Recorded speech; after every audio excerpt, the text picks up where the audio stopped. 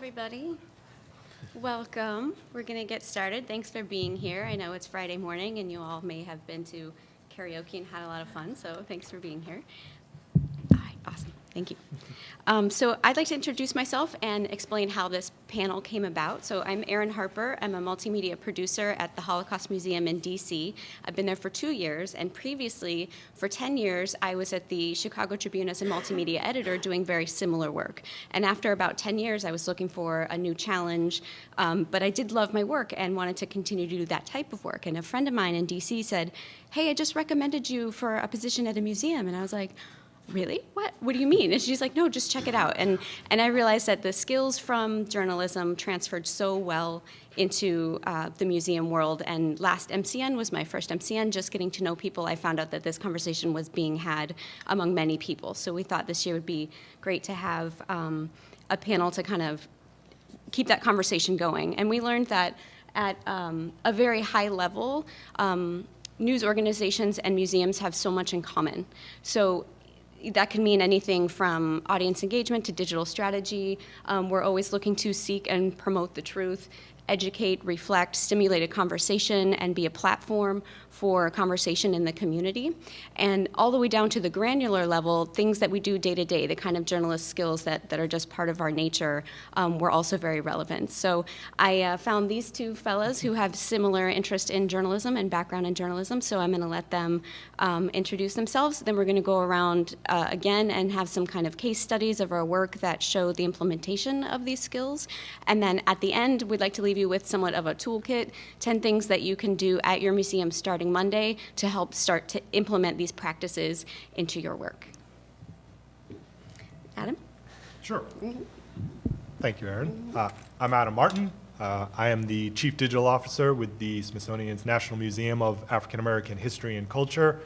And really what that title means, at least today, as we're figuring it out and changing it as we go, is really looking holistically at all the ways that we use technology and digital media to tell the stories of the museum, both in the museum, online and virtually, and out in the communities that we serve.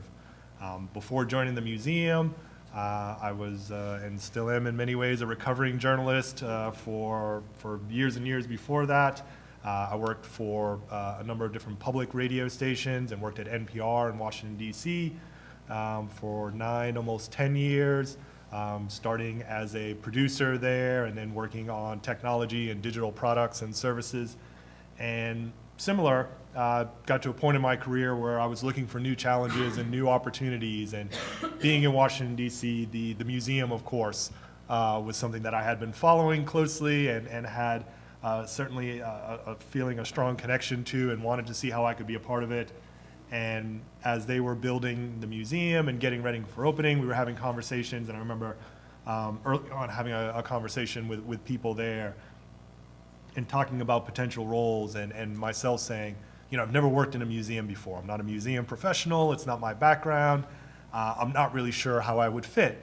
And they sort of had a laugh and said, well, we're the Smithsonian. We kind of know how to do the museum thing.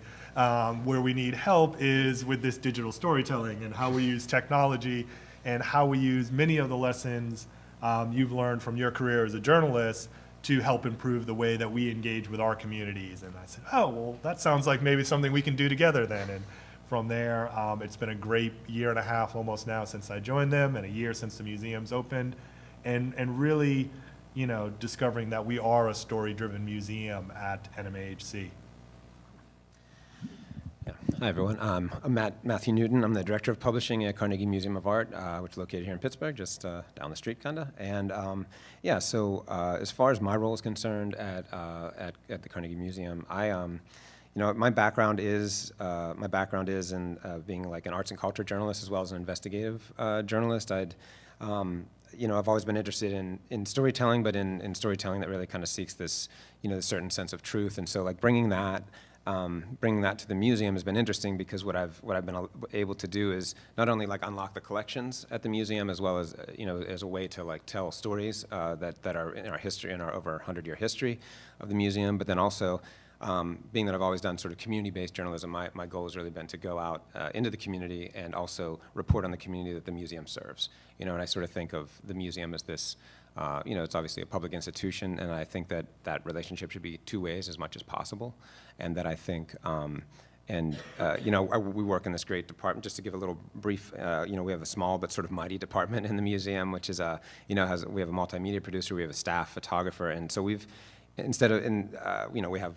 several other folks as well, but with the photographer and the multimedia producer, instead of just, documenting the collection, we've actually gone out in the community a lot and actually turned that outwards and been doing a lot of community reporting. So I think what's really been, really interesting about this role, because my background has been, I've worked in publishing as an editor. I've written for the Atlantic City Lab. I've written for Forbes. I've written for, a number of different like enterprises. But what's interesting here is that, in a museum background, I've been working in the museum field for about 3.5 years now.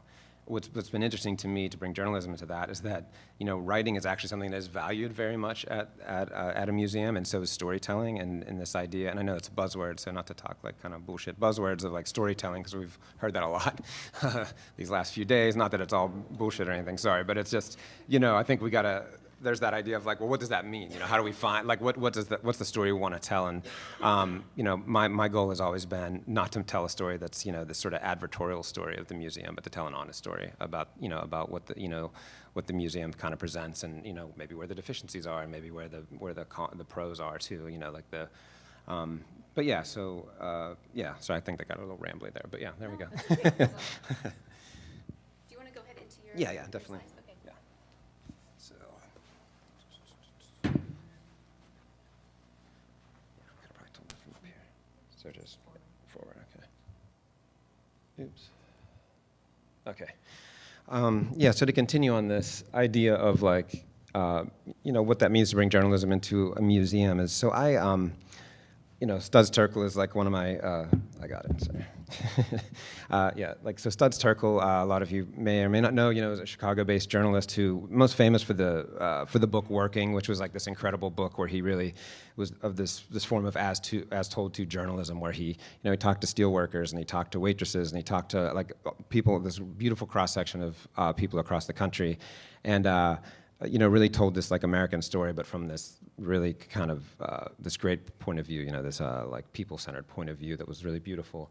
And an interview like later in his life, he was asked, what was he looking to do when he wrote, and what was he looking to do when he told, interviewed these folks in his reporting, and he said, I want a language that speaks the truth. He's just always looking for this idea of like, where's the truth, and how do I best frame that? So, that this has been sort of a guiding principle for me in the work that I've done and what I try to do, even now at the museum. Like, where is this truth, and how do we tell that truth? And that, for a museum that's often like a very, we're viewed, like many museums, as a fairly elitist institution. We're seen as, we're heavily weighted in the European sort of centric, art that we have in our collection, but at the same time, like, we are more and more now engaging with the community through great exhibitions. We have a current exhibition right now, which is a partnership with the Studio Museum in Harlem, which is this conversation between our two collections, which really deals with race and inequality and issues of class. That it's really, I'm like really proud that we're going in that direction. We're actually doing this really, I think, this important work to actually look at like, what the institution of a museum, can do, for the engaging with the public. So what I want to talk about today is, several years ago when I started, I took the blog from the museum and had a great editorial, our publishing director was very, very encouraging to me to say, this blog is kind of open-ended. What do you want to do with it? It was very much used to promote exhibitions, and the thought was like, oh, we'll bring people into the museum by writing a blog post, and as you know, that doesn't work. People don't read a blog post and then instantly like get in their car, and think like, I got to get to the museum and find out about this. Especially when the text is like, literally just taken from an exhibition, description or something like that. So my idea was to, take this platform of the blog that we had and try to give it a more authoritative and journalistic voice. And so we founded what's called Storyboard, and I just wanted to put up here like a brief version of the mission statement that we have. But the idea here is that, what we really want to do with Storyboard is, we want it to be a forum more than anything. We want it to foreground the artist voice is a big thing that we want to do, obviously, because we are a museum that focuses on artists, many of whom are living artists, in contemporary art. But we also want to look outward, like I'd said earlier, we want to look at the community that we serve as well. And there's great grassroots art movements going on, artist-led projects throughout the city. Pittsburgh's also in a major moment of change right now with Uber's here and Google's here, and maybe some of you have seen the news. Amazon is maybe going to set up shop here. And so there's great change going on and lots of gentrification, lots of things lots of issues that I feel like that artists are addressing in their work, but that we also, as a public institution, I think we can't ignore that these things are happening, around us. So this is just a quick look at current story we have on Storyboard. This is the about the exhibition I'd mentioned about 2020. And so what we've been really trying to do is have these stories that last beyond the lifespan of the exhibition. The idea that they're not advertorial, like I'd mentioned, that these stories would stand on their own and you would read them whether you came to the museum or not. And that's something we're really looking at now too, is this idea of audiences that aren't, how I'd mentioned before, are people going to come in, after reading a blog post? They're not, but these are different audiences. These audiences are outside of the museum often, and they're different than our in-gallery visitation. So that's what we're looking at, this audience that's local, national, and international with Storyboard. So I just want to do a case study of a few articles we've published. So this is a quote from a photo essay that we published by Jamie and Jai, who's a photographer here in town, but who also has her own practice as a multimedia producer, as well as a photojournalist and a photographer. And we published this great essay of hers called "Defying the Erasure and Misrepresentation of Black Womanhood." And she really, what's been interesting with this series that we have, and this is part of our photo essay series, is we've been able to also foreground the artist who's doing the work and have them do a personal essay. So I work really closely with these artists, and often some of them, like in Jamie's piece that she wrote, needed almost no editing. It was just kind of beautiful. But a lot of times I'm trying to coax, like when we do the photo essay series, coax photographers to speak more about their point of view and to speak more about what they've brought to it and what they bring to the particular project that they're working on. And then Jamie's really looks at this idea. A lot of these photos in this essay are during the time of leading up in the election of Donald Trump, and there's lots of the different, protests that had happened in town, as well as this is all in Pittsburgh, and also is similar to the protests for in Black Lives Matter and different social movements that are happening. So this quote is from Dana Bishop-Root, obviously it's there, but so we'd done another piece. We had a great writer that was working with us who's actually an intern, but her name is Danielle Fox, who was just really brilliant, and she wrote this piece about the Braddock Art Lending Collection. So the Braddock Library is, Braddock's a town, like an old mill town, about 13 miles up the river from here, and the Carnegie Museum of Art had seeded an art collection there that was like a lending collection that you could check out art, basically like you could check out a book. And so we had seeded it with artists from our collection and from our exhibition program. But then what's really great is that the community ended up really kind of taking over and taking ownership of this collection. And so Danielle, our writer at the time, she took an in-depth look at this collection and what does it mean for who kind of has an ownership stake in culture in a community, who gets to tell that story, who gets to also continue to nurture that culture. And that's what's really kind of great in Braddock, is that this was a Carnegie Museum of Art partnership with Transformasium, and Dana, who's in the lower right-hand corner there, Dana Bishop-Root is one of the members of Transformasium, this artist collective. But what's really great is that the community has taken on the ownership of this art lending collection, and it's really reflective of the community now. We also have a studio visit series we do where we do this in-depth narrative nonfiction pieces about and they're photo-based as well, about artists in the community. And Lenka Clayton is, sort of this, rising sort of art world star right now, but she lives here in Pittsburgh. And a year or two back, we did an interview with her. And so we've been doing this where we go into artist studios, but we talk these stories are often very intimate, they're very personal, but they speak to craft and the work that the artists are doing. So we get to talk about really important issues like in their life and in their work, and often this idea of what the social issues are that they're dealing with in their work as well. And so Lenka has this great project called an artist residency in motherhood, where she essentially, she didn't want to be stopped by the fact that she was a mother and that, that in her work and not continue to work. So she actually made her role as a mother her work, actually, as part of her artist practice. And so it's really, her work is really, really powerful. And, this is just like a brief look inside of her studio. So we also have a series that we did in partnership with an organization called Apple Shop, which is based out of Kentucky, out of Whitesburg, Kentucky, and they were formed as a media making organization formed as a response to the war on poverty in the 1960s. And so we started this series called Envisioning Appalachia that allows us to look, because Pittsburgh falls into Appalachia, into the area kind of designated as Appalachia. And so we've been doing this really in-depth look at issues that are happening in the area. And so it looks at place, identity, and economic transition in the area. And we really try to look at it through the lens of art, or use photography as that kind of jumping off point. And so this is a photo essay that, it's actually an essay that I wrote, but that Pete Maravich had illustrated with his photos, because he's been doing this project that's sort of after Eugene Smith, this idea of searching for Dream Street, where he's kind of looking for like the legacy of photographer W. Eugene Smith and what that still means today.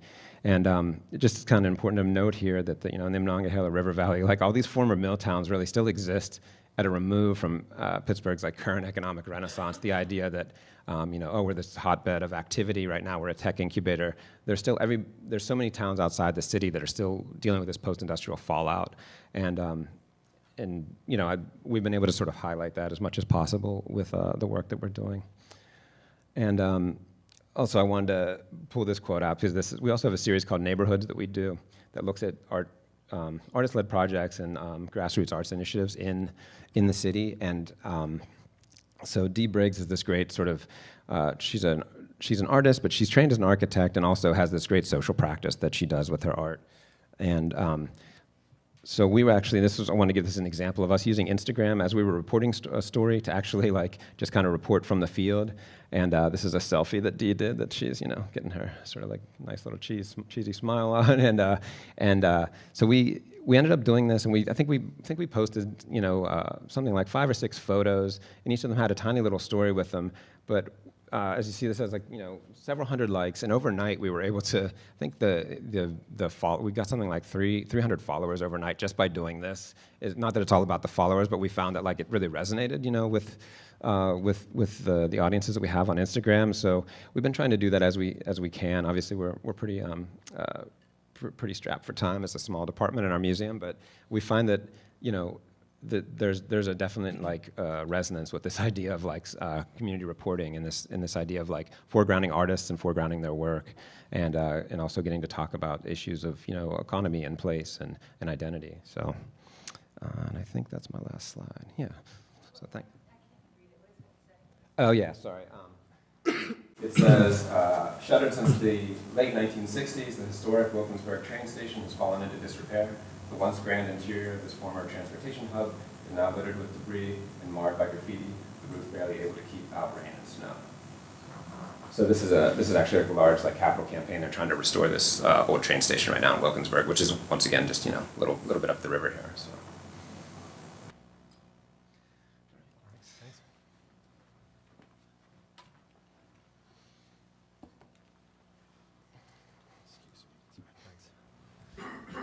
And thanks to Matt for starting with the Studs Terkel quote too. As I said, as a reformed once NPR producer, I remember that was one of the first things I got to work on was part of the Studs Terkel archives. So that was very cool to see that come back around full circle. As I said, I am with the National Museum of African American History and Culture. We are a story-driven museum, and what does that mean exactly, right? It's something we talk about a lot inside the museum. We have thousands of critically important artifacts and objects to understanding our nation's history. But they're often very small, or then they're very personal artifacts. They're not the things that inspire awe sometimes when we walk into an art museum or even our sister organization at Natural History. But it's a button, or it's a piece of cloth, or it's a medal, or it's a piece of a manuscript, or a letter, or a postcard. And so it's really about the stories behind these objects that people need to connect with, to understand, to be able to build that empathy, and to be inspired. So we talk a lot about how do we get the stories out, especially how do we get the stories out of our exhibitions, beyond the museum walls, and really out to the public. We are an educational institution, and so that is really central and at the heart of everything we do is how do we educate and inspire through our stories. So one of our goals as an educational institution is to connect history with present-day issues relevant to the communities we are in service to. I mentioned this yesterday at another discussion that, we talk a lot about our communities and our visitors and our audiences, but really, and I'll say it again because I think it was important to say that we're their museum. We're here in service to them, and so how do we tell stories that are meaningful to their lives and the things that they care most about?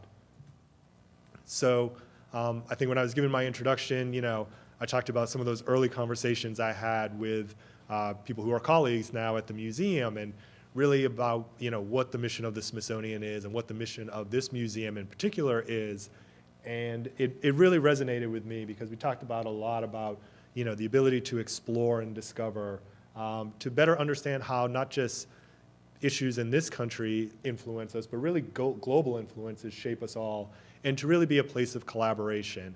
And so again, for me, someone who came from a public media background, these pillars of the museum and of the Smithsonian are very similar to the mission statement of public radio and public television. And so there was a lot of resonance there. There was a lot of just really becoming clear what the opportunity was and how to transition from a role in journalism where, again, it was really about being in service to communities and always getting out and telling those stories from the community and to help them connect with one another and learn from one another, and to have the opportunity to do that on a really large scale, on a national scale, and really international with the museum was just an incredible opportunity for me. But I really wanted to look at the ways that we could bring that back down to individual communities, again, that we were in service to. And so what I'd like to share with you is just a few snapshots of different, what I'll call journalistic projects that we've been working on at the museum and continue to work on, and then hopefully give you some practical steps as well in how you may be able to do these things in your own organization by following, practices that we talk about every day in newsrooms as journalists. And so while we're just going to look at just a few story projects here today, our teams at the museum practice acts of journalism every day. Our social media team, is out across all channels and platforms, really engaging with audiences in different communities throughout the day, each day, to bring stories from the museum to them. So oftentimes we talk a lot about, how do we reach audiences? How do we reach out to our community? How do we have impact with them? How do we make sure the stories that we're telling are going to be meaningful and relevant to their lives? And so we talk a lot about being timely, being relevant, and how to have impact. And so how to tell those authentic museum stories that matter to your community. And so we'll start with stories that are timely. This is just from not even just 2 weeks ago now. Social media team working closely with our curators crafted what is essentially, it ran on our museum blog, but a really well-researched story with a lot of rich information taken from our archives, taken from our collection, that complements things that you'll find in our exhibition in the era of segregation, really talking about blackface and the birth of an American stereotype. We published this on Halloween Day. And so those of you that are active on social media or active in these types of conversations, every year, and it's every year, and I don't know why it's every year, we deal with these issues of, we see the photos of people still doing blackface on Halloween and having to continue to educate people around why this is just completely unacceptable.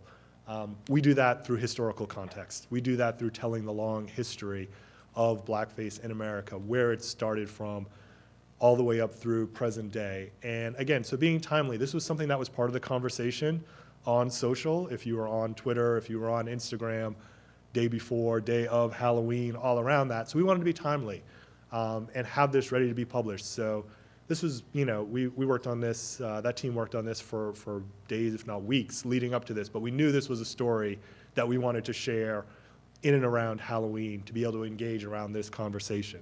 So timeliness being something that's really critical to success in your story-driven projects. We talk about stories with relevance, right? This is all about understanding who your audience is, listening to them, knowing what stories they care about. What you're seeing there is sort of the intro to a video that we produce that's part of our A People's Journey video series. And this really looks at the role of African American women throughout history in really leading the efforts around not just civil rights, but human rights, women's rights. And so we worked with our creative team to really come up with something, interesting visual representation of this story, getting it out on YouTube, on Facebook, on our other social channels, having it voiced by Julesy, who is does work under the name of Smart Brown Girl. If you're familiar with her YouTube channel, she's a very influential YouTube producer and creator. So we reached out to her to get her to voice, do the voiceover for this story as well. So talking about relevance, here was somebody who already had an audience, already had a community of people who cared deeply about these issues. Again, if you're familiar with the types of stories that she tells through her YouTube channel. So partnering and collaborating with someone like that was really critical to the success of this video because it already had a connection there.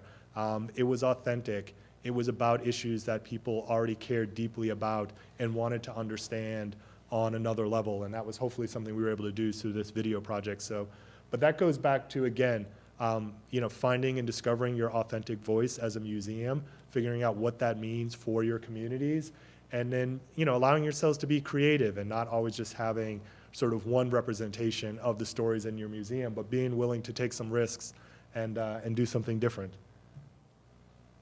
We talk about stories with impact. This was a story, again, that came from our curatorial team, from our history researchers. It's about the lynching of Matthew William in 1931. These are artifacts that we have in the collection in the museum, so actually a piece of the rope that was used in the lynching. I know that's hard to read there. We'll maybe make these slides available so people can see these, but all these stories are online as well. This was a story, again, that we've been working on for weeks, probably months, researching this story and making sure we had really the fullness of the story to present. The timing of it worked out in such a way that it followed, for those of you that may remember, a noose was left in one of the gallery spaces at the museum earlier this year. And our director, Lonnie Bunch, followed that with, he wrote a piece that ran in the New York Times, really talking about, the history and the present day issues that we continue to deal with. And it was a very powerful op-ed. This was a different look at a lot of those same issues. Again, a lot of context, a lot of history, but doing that part where we connected to very relevant social issues of today, very relevant issues that are happening today, and helping people build that connection and understanding what the long path has been. And so again, a lot of impact here, a lot of opportunity to engage in critical and difficult conversations with the community through these stories. And then we talk about stories with perspective. Having a point of view, having a perspective, having an authentic voice, but having something unique to say as a museum is important, as it's important for journalists and for media organizations. So one of the projects that I'm really excited about that we've started on this year is a collaborative effort with other Smithsonian institutions, namely American History and Museum of the American Indian, where curators got together, selected objects from the different museum collections, and really just had a conversation around them. And it was fascinating, as I said, I'll still consider myself a museum outsider, to hear different perspectives and different interpretations from historians, from museum curators. So this first one, we looked at car culture, and car culture really being something that's central to the American experience and the way that a lot of people identify themselves through their cars. But then really broke that down and looked at it of what does that mean in the African American community? What does that mean for the broader American communities as well? What does that mean for American Indian and Latino culture in the Southwest? And really had a fun, interesting conversation around those things and the way that car culture represents itself in popular culture. We also looked at more challenging ones as well. and we talked about Buffalo Soldiers. And so African-American troops, late 19th, early 20th century. And for the African-American Museum and for African-Americans, often looked at with a sense of pride. This was a time when African-American men were first seen having some agency over their own lives. For American history, this was a time period of American expansion. Excuse me. And when America was first becoming a great nation, really, moving westward, and then really had to consider, I'll say personally myself for the first time, the American Indian perspective on that, and what it meant to be an American Indian and have Buffalo Soldiers come into your community, and how that was not a positive thing.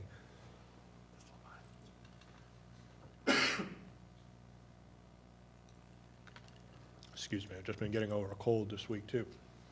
So again, really challenging conversations within our institutions that we then wanted to share out with the public to help create a dialogue, to help start a conversation, and just having a willingness to have a perspective, have a unique point of view, and put that forward and engage in conversation is really what's important there. So again, I'll leave you with these things. Timeliness, really about preparation plus opportunity if you want to be on time, right? So you've got to prepare. Know the stories you want to tell. We all have anniversary dates and holidays and memorial dates and other historic dates if we're a history museum. But even if we're a culture museum or an art museum or a science museum, there are stories we know we want to tell throughout the year. So be prepared, do your research, have those stories ready to go, and then also have a willingness to take those opportunities when they present themselves as well, so you can be timely, be on time. That second, institutional support, that's something that just comes through building trust. But really important to be able to put these stories out, as I talked about the stories with perspective, or being able to put the story out about the lynching story, and knowing that these are very difficult conversations that we want to have, but it's critical to the success of digital teams, of social teams, to build that institutional trust. And that's really just about having conversations up and down your organization and getting that buy-in. Know and understand your audience, when, where, and how to reach them. So, we don't publish just on any one platform or any one channel. We look to reach audiences where they are and create the type of content that's going to resonate with them on those channels. So you saw the style and approach we took with that YouTube video, very different than one of our collection stories that you might see on our website, still different from the way that we do threaded stories on Twitter or Instagram stories. Also knowing when and how to reach them as well. So think about the type of audiences you have in the morning versus in the evening, on the weekends. What are they looking for when they come to you? What type of information and stories there as well? So relevance, it's all about listening. Listen first. Listen, listen, listen. Understand what it is they want to know and what they care about. One of the early lessons that we learned from our community was when we asked them questions about a museum and what museum stories they were interested in. We didn't get much of a response. When we started talking about, well, what issues around social justice, around race relations that you're interested in, we got an enormous amount of responses. So it's just all about the way that you frame those questions. Excuse me. Find your museum's voice. Be authentic. Know your audience. Know yourself, though, and the way that you want to engage in these types of stories. And then have a unique perspective. Why your stories? What is it that's unique about your museum, your institution, that you have to offer to others? Last one, impact. Make the audience care. This is something we talk about a lot as journalists and in newsrooms. How is it that story that you're pitching going to make people care? What is it that they're going to connect to around that story? Look for the stories that matter in your community. You heard Matt talk a lot about just getting out there, getting out into the community, getting to know those people that you're in service to so you can better understand those stories and hear from them. Center those voices that are out in the community. It's not always the museum voice or the curator voice. It really needs to be the voices from the community as well. And then we talk about measuring what counts. That's going to be different for every institution, but know that going into it. What's important to you? Is it getting those follows? Is it getting another kind of engagement? Is it growing your reach? Is it getting a conversation going on your Facebook channel? or in your YouTube channel, what is it that counts to your organization, and how are you going to go about measuring that is important, just to have a plan going in, because that all circles back to how you grow that institutional support to be able to demonstrate that these types of projects are successful on multiple levels. And I think that brings us to Erin. Thank you.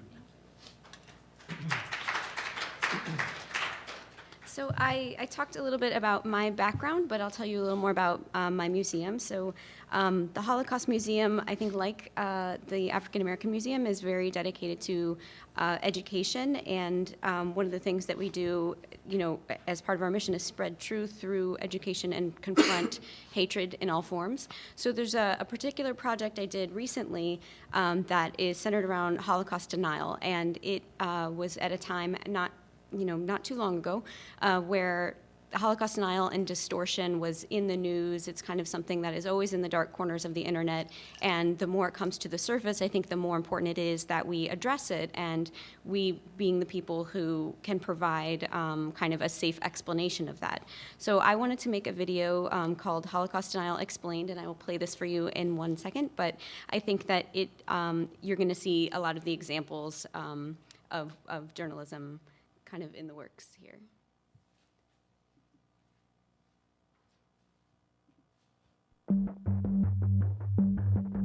Holocaust denial is a form of anti-Semitism. The only reason to deny the Holocaust is to inculcate and foster anti-Semitism. The Holocaust has the dubious distinction of being the best documented genocide in the world. So for anybody to disbelieve, they've got to come to it with some sort of preconceived notion.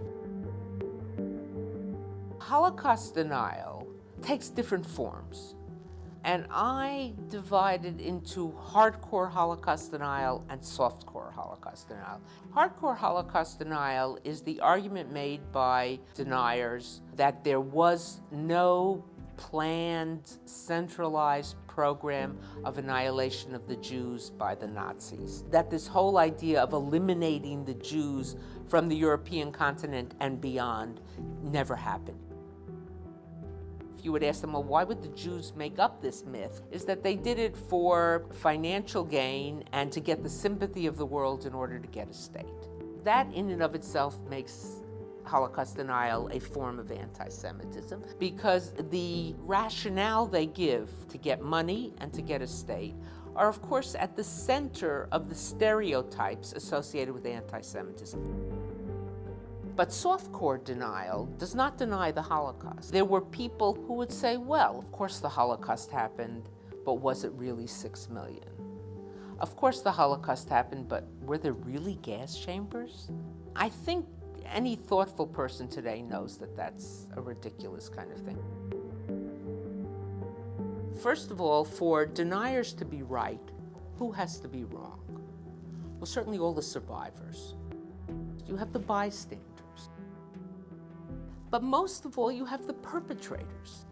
What they said was, I didn't do it. I was only following orders. So they had these different excuses, but they never said it didn't happen. The audience often are anti-Semites who are looking to have their feelings confirmed, or people who might not be overt anti-Semites, but somehow are discomforted with the idea of Jew as victim. This is an attack on society at large.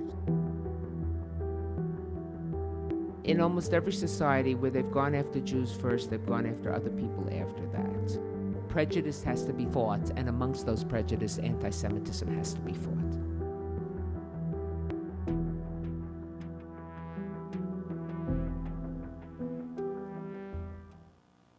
So that video, I really insisted on doing because I really feel that Holocaust denial and distortion is such a toxic part of society that if left unchecked, it will just continue to spread.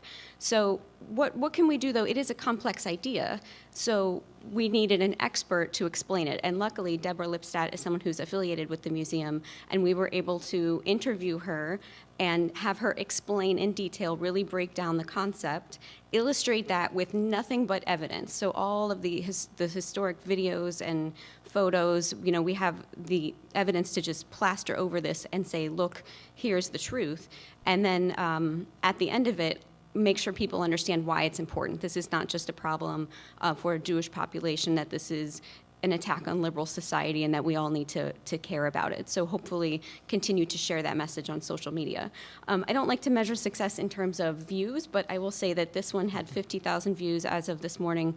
It's 1 year old, but the important part to me about that is that's far more than all of my other work combined at the institution. So the idea that this is so important or sort of popular on the internet is just really, to me, I think speaks to the need for the appetite for guidance and truth. And I know that, okay, that sounds terrible, Holocaust denial, why would you do that? But why would you care? And I don't know if anyone likes Vox News. I have, mixed feelings, but what they do really well is Vox Explains. And if there's a concept, you will get it in 2 to 3 minutes. And I think that's important because that's the way that we consume today. So that, to me, was just a direct parallel of news at work.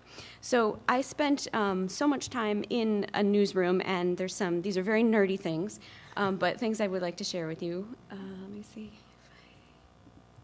Okay, 10 things that you can start on Monday, and I have a handout that you can take with you if you don't want to jot all of this down, but I think it's important to just not stand up here and say, these are great, wonderful ideas, you should implement them, but how do you do that? And so bringing it down into these daily routines or something that might be of service. So the daily morning news meeting is really kind of journalism breakfast. You cannot start your day without getting together as editors and say, what are people talking about? What is in the news today? And then you make assignments and you go. So what we did was take my direct supervisor is also the former editor-in-chief of Reuters.com. So this was very natural to us. We were like, why don't we have a morning news meeting? So we decided this. It's 15 minutes. It's Monday through Friday. And we invite people from across the institution. You can be in marketing. You can be in social media. You can be a curator, a historian.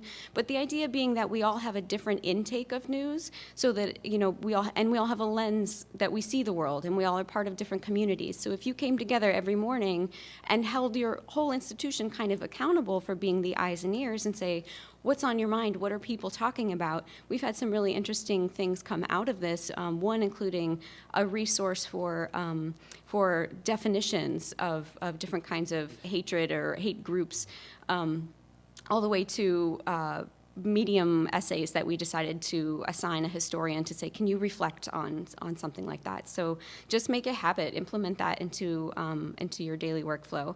Identify newsy topics and develop content and resources in advance, kind of like the glossary I just mentioned. And then also I think the topic on Halloween, if you say this phenomenon of people in blackface is going to occur every year, prepare your content ahead of time and put it right out where people need to know it when they're being plastered with this online, and you will be there as a resource for people. Interview historians or curators to provide context for news and translate that for your audience. So what we have found is that a storyteller or journalist and a content expert are a great team, but we are not the same discipline, so we really sort of need each other. I love historians. I say this out of complete respect, but sometimes they can be like, an expert on a topic can give a really great lecture, but lecture isn't necessarily how we consume things on a daily basis, especially in news. So we want a Q&A, interview a historian and say, what does this mean? What does this mean? What does this mean? And that is a super internet friendly and something that I think people can digest right in their news stream with everything else. Get to know your photo archive. Photo and video is my #1 passion, so I will always kind of advocate for this. But something that we found on Instagram that worked so well was we have fashioned our Instagram channel to be exclusively historical material to reflect on current day news. So when there was a mass series of desecrations of Jewish cemeteries, I think it was last January, we went through our photo archives, and there you have it. There are these pictures of desecrated cemeteries throughout Europe, in the 1930s. And so showing a picture and say, this is really happening now, and it's just part of using history as context to report and reflect on what's happening today. Designate a historian or curator to be on call to fact check your work. So journalists rely, again, on content experts, and we quote them, but they are the experts. We absolutely need them. So it's important that we can produce content quickly, but credibility is really everything. And journalism is a challenging and ruthless industry, so you have to have these backstops in place ahead of time. Of course, we have every intention of getting it right, but just having someone knowing that they're going to get an email at 3 o'clock and say, can you just please read this, short piece, and because we have to be right. End of the day, there's no room for failure in this. Go to your galleries and talk to your visitors and find out what they care about. I think so often we forget, there's this tendency to be insular, and I think it's so important that we know first what our audience wants. What if we're the last people to know what people are talking about? I think that that's really a missed opportunity. So don't be afraid to just ask people the way a journalist was. There's this concept of man on the street. Just go ask a question. Post questions on social media and host a conversation as if you are a news organization. So sometimes an event will happen and maybe your museum will issue a statement. Maybe you're at a museum that doesn't really do that. And I think it's important to remember that you don't have to issue a museum statement, a very official piece of opinion to have an impact. I think you can be there on a social media platform and talk to people and invite them to share their own voice, and you're still kind of you're giving your safe space and a place of authority to still say, we really feel strongly about this and we care about what you think and we know that it's relevant.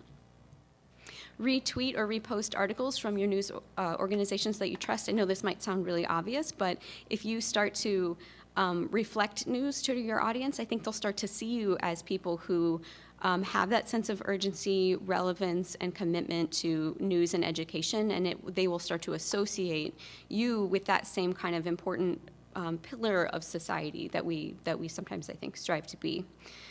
Get a subscription to a news photo agency and illustrate your work with contemporary images. If you have a budget for it, sometimes you can do pay per use with Getty, AP, Reuters.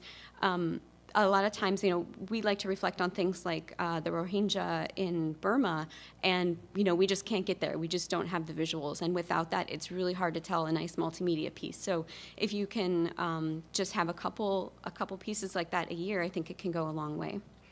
Enforce deadlines and stay relevant. I learned this thing at the museum that was really kind of enlightening, but in a newsroom, someone will come up to you and say, hey, I need this. I was a video editor, photo editor, and a reporter would say, I need help, I need this. And I'm like, well, when do you need it? That was just this knee-jerk reaction. And I mean, like, you mean an hour? Do you mean 2 hours? Because I really got to prioritize the next 2 hours of my life. And usually that was the answer, was, a matter of hours or minutes. And then in museum time, I would ask people, when do you need this? And they're like, well, I mean, I'm thinking 2020, but I don't know. It's just an early idea, and I thought, well, that's great, and right now is okay too. So if you have that energy and you make all of these things part of your DNA, I think that will not feel so insurmountable to think that museum time is like dog ears or something. And please, no offense. I've learned to calm down at the same time. There is a happy medium, but if you can meet deadlines, and even 5 o'clock, end of the day, there's a good social media audience at 5 p.m. Then I think that is how you demonstrate. You stay relevant, and you're demonstrating to the audience that they can trust you and expect that from you as well. So. Thank you very much. I have some questions for you. A former journalist, just curious. Any former journalists in here I've run into? Oh, yay. Run into some people, so it's really cool to see these worlds mesh. But we'd love to chat and hear from you and questions and comments, if you like. Mm-hmm. I'm curious about how tightly your editorial content is tied to your museum's program. And sometimes you get this kind of thing where a lot of museums, like you were talking about, basically the blog that follows that tells you what's on the kind of the museum. You seem to escape some of that, but kind of how far from kind of curatorial or programming priorities do you get away with going?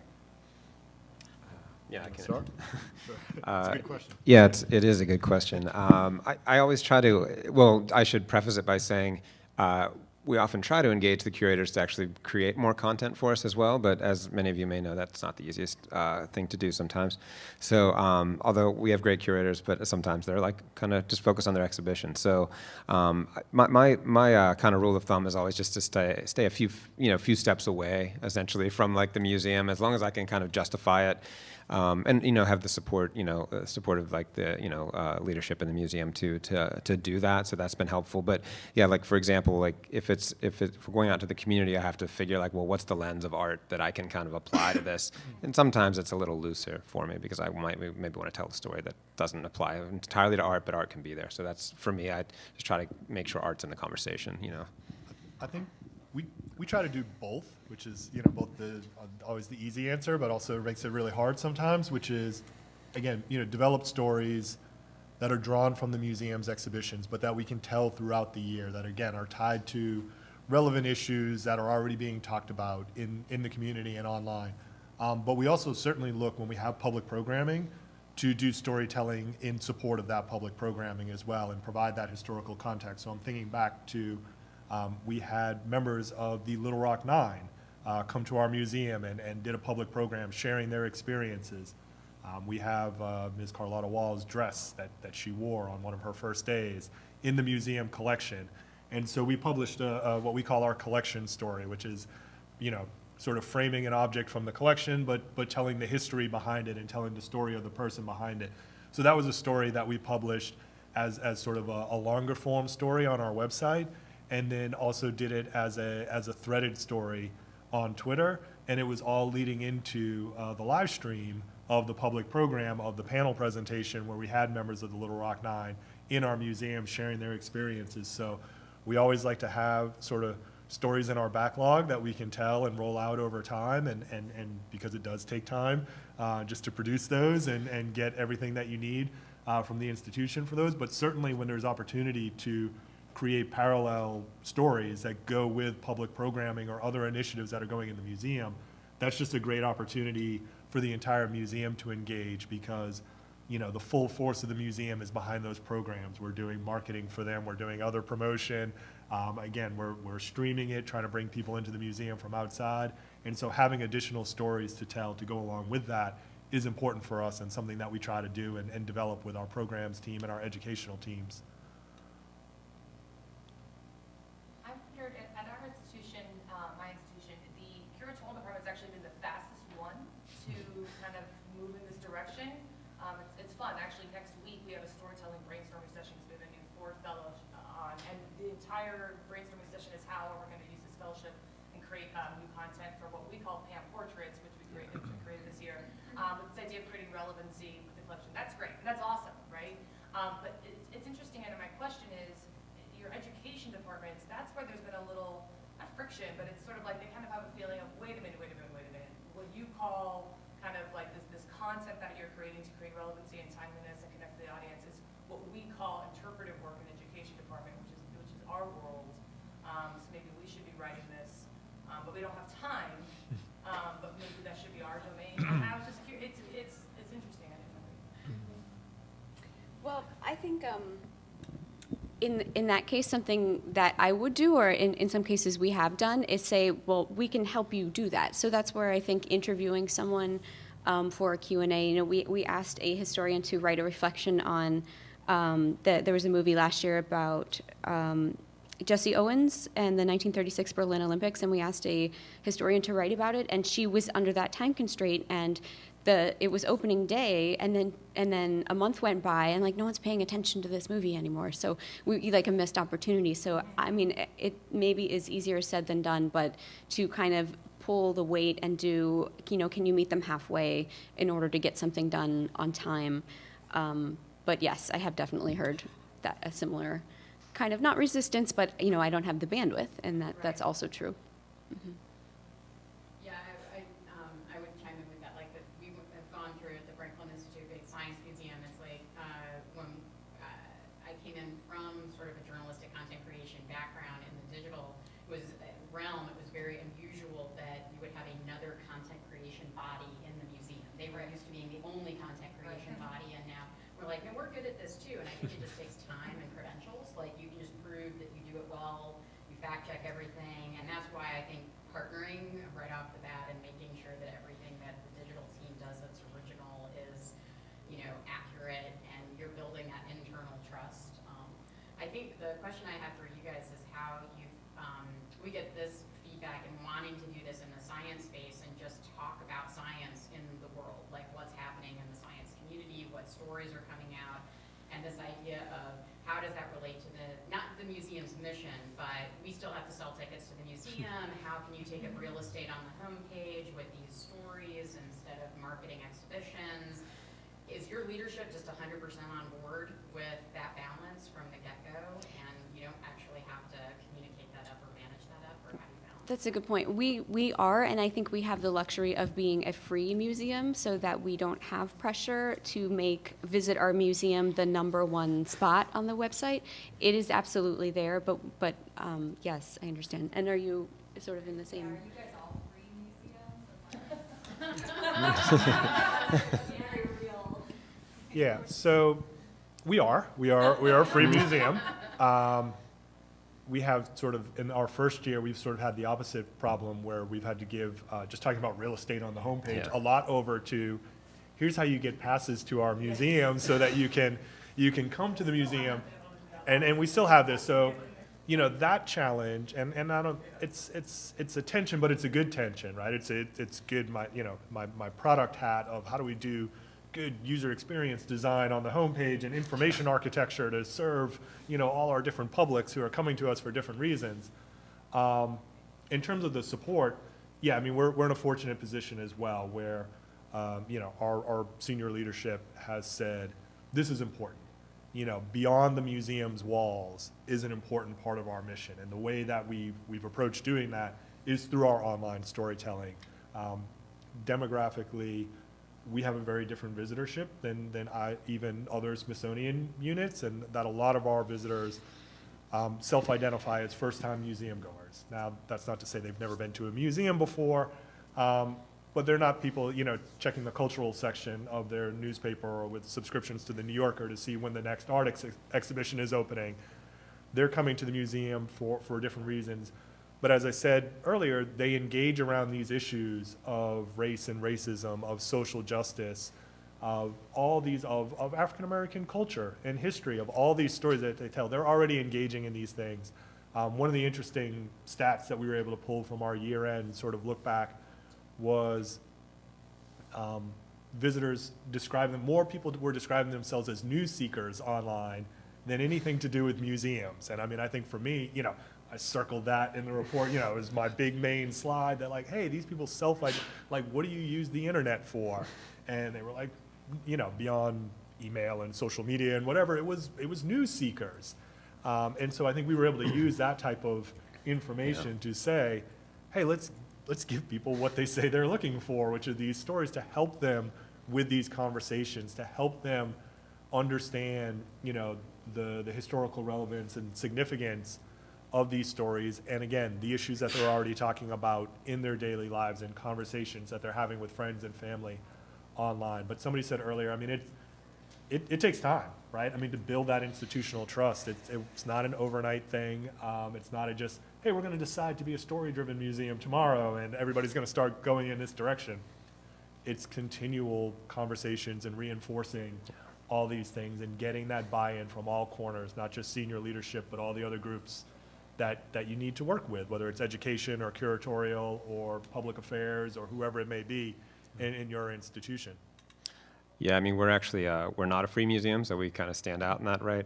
It's $20 to get in. And so, but I think that what's interesting is we have an editorial schedule that we maintain fairly well. We publish on Tuesdays, and we then promote that story on social media throughout the week. And then on Friday, we have this growing newsletter that I think goes out to like 8,000 readers or something right now, that we then highlight that week's story as well as other stories. But so what's interesting is, Carnegie Museum of Art is one museum of a 4-museum system. The Warhol's with us, the Carnegie Science Center, and also the Natural History Museum. And we send out a lot of email, as you can imagine, like a lot of museums do. But so what is kind of interesting is that, with this idea of like a free museum versus a pay museum is our newsletter is one of the most popular. I think it's last date I looked is like the most popular, has the highest open rate of all the emails going out. But that's because we're not selling something. So none of our museums are, all of our museums are pay. But like I think that people click on it because they're getting free stories, you know. And I think that they really kind of value that as opposed to us marketing to them. I mean, which is great. You know, we have to market to to sell tickets. But I think we kind of serve this other role by actually like providing this resource for for our members and for our visitors. More questions? Coming close on time. I don't know if we have another group coming in. Did you have a question? Behind? Okay, you were pointing at him. I was just going to ask about brand and the relationship between the brand and storytelling in the museum. So then you have a storyboard brand. Yeah. So the thing that came out on Instagram came out on the CMOA Instagram. Yeah, that's, I mean, we've tried to keep it simple at the museum. We're not a huge museum, you know, I think our staff is about 50 people, so we're not massive. So we try to, capacity is always an issue for us. So I've often wanted to break off and have a storyboard Twitter, but then I realized I also have like 5 other jobs I have to do at like any given time. So I've tried to resist that because I'm a Twitter person in general, so I want to like have these threaded conversations and I want to like engage people and then when I step away, I want to step away, but I want to come back and do this, that sort of thing. But so that's always been, I say our marketing department is very supportive, but at the same time, I want to, of course, like overlay storyboard on like everything. So it's a kind of it's a good to maintain that relationship and try to get it out a little bit more, All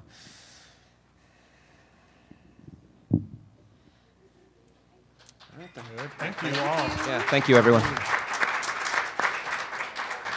Thank you for coming. I put some handouts in the back of the 10 things. If you're interested, grab them, take them to work, share them with people. So thank you for coming. Appreciate it.